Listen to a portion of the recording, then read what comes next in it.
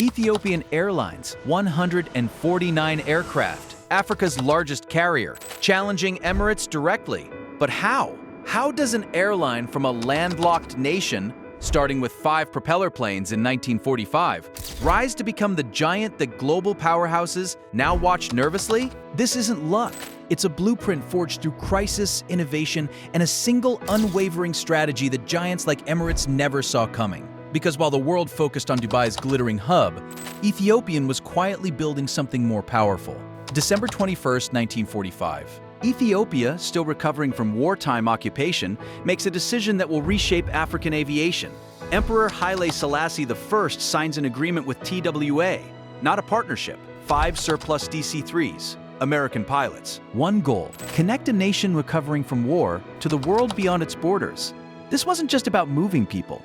It was national ambition coded into airline form. April 8, 1946, the first flight departs Addis Ababa to Cairo. Weekly service, the beginning of Africa's most unlikely success story. While other nations viewed airlines as luxury projects, Ethiopia saw infrastructure, strategic necessity. TWA provided the technical foundation: pilot training, maintenance standards, operational protocols. But the vision? Entirely Ethiopian. From day one, this carrier operated with a long-term lens that competitors lacked. The early years focused on regional routes, connecting African capitals across challenging terrain with limited ground infrastructure. This built operational resilience. Every flight over the continent's diverse landscapes taught lessons that would prove invaluable decades later. By the 1960s, Ethiopian made its first bold move. 1962, the first jet service in Africa. Not gradual modernization, immediate leap. While others hesitated, Ethiopian embraced the jet age, setting a pattern that would define its future. The TWA partnership ended in 1975. No longer managed by Americans, fully Ethiopian-controlled, self-reliant. And that's when the real ambition began. Ethiopian Airlines becomes the first African carrier to order the Boeing 767. Not a symbolic purchase, a calculated gamble on long-haul capability and fuel efficiency when most African airlines still operated aging fleets. This wasn't about keeping up. It was about leaping ahead. The 767 opened routes that were previously impossible, direct connections to Europe, Asia, and eventually North America. By 1998, transatlantic services launched. Addis Ababa to Washington. African passengers no longer needed to route through European hubs. The implications were seismic, but Ethiopian wasn't finished. 2005, Ethiopian orders the Boeing 787 Dreamliner, launch customer for Africa. The second airline worldwide to operate this revolutionary aircraft when it entered service in 2011. The Dreamliner wasn't just about prestige, it was about economics, range, fuel efficiency, passenger comfort, the ability to serve underserved markets profitably. Each aircraft acquisition followed the same philosophy: adopt cutting-edge technology before competitors, lock in operational advantages, expand network reach while costs remain manageable. Meanwhile, Addis Ababa Bole International Airport transformed. Ethiopian leveraged geography, positioned perfectly for Africa to world connections. The hub and spoke model took shape, not competing with Dubai's east-west transit dominance, but owning something Emirates couldn't: intra-African connectivity. By 2016, Ethiopian served 53 international destinations with 157 weekly departures from Addis alone. Total weekly flights, 410 worldwide. December 13, 2011, another milestone. Ethiopian joined Star Alliance as the 28th member, third African carrier in the network. This wasn't symbolic membership. It was operational integration with global giants, code-share agreements, reciprocal benefits, seamless connections for passengers across continents. The fleet strategy created capacity. The hub strategy created efficiency. Star Alliance created global reach. The pieces were aligning. COVID-19 grounds global aviation. Passenger traffic collapses. Airlines hemorrhage billions. Governments scramble bailouts. The industry faces its worst crisis in history. Ethiopian Airlines faces the same apocalypse, with one crucial difference: no bailout coming. Most African carriers lacked the financial cushion or government resources to survive prolonged downturns. Ethiopian had to adapt or die. Here's what they did. Passenger aircraft sat idle, convert them to cargo. Seats removed, cabins reconfigured. Within weeks, Ethiopian's fleet became a global freight network, medical supplies, e-commerce, critical goods moving when the world needed logistics most. While competitors furloughed crews and grounded fleets indefinitely, Ethiopian maintained operational continuity. Pilots stayed current, ground staff remained employed. The airline didn't just survive, it embedded itself deeper into global supply chains. This wasn't improvisation. Ethiopian had built cargo capacity for years, but the pandemic revealed its strategic brilliance. Diversified revenue streams. When passenger income vanished, cargo filled the gap. By 2022, while the industry slowly recovered, Ethiopian had emerged stronger.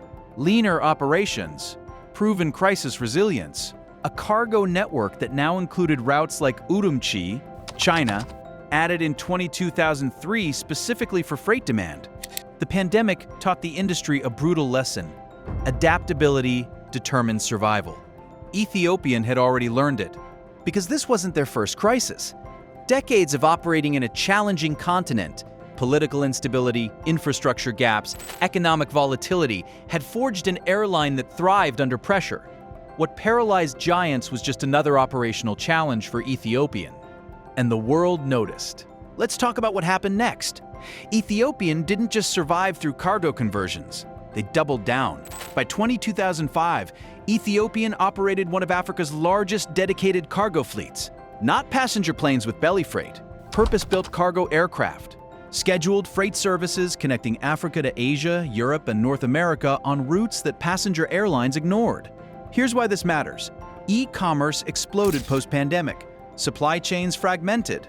Global trade needed reliable, fast freight options, especially for emerging markets. Ethiopian capitalized. Their cargo network didn't just serve African exports, it became the bridge. Chinese electronics to African markets, European pharmaceuticals to remote regions, fresh produce from Ethiopia's farms to global buyers. The economics were compelling. Cargo generates stable revenue regardless of passenger demand volatility. It leverages hub infrastructure year-round. It fills capacity gaps during off-peak passenger seasons. But there's a deeper strategic layer.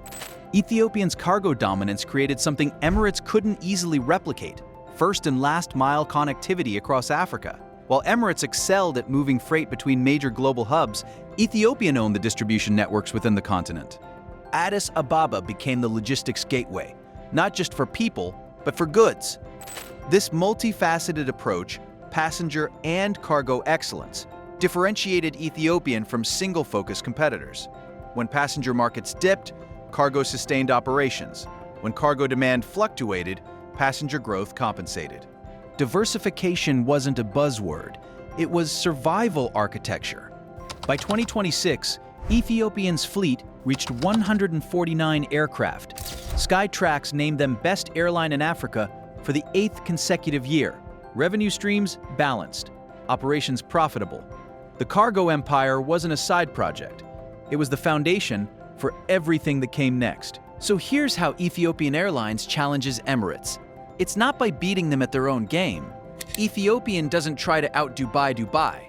They don't compete for premium east-west transit passengers flying London to Singapore via a glittering mega hub. That's Emirates' strength. Instead, Ethiopian owns what Emirates can't: Africa.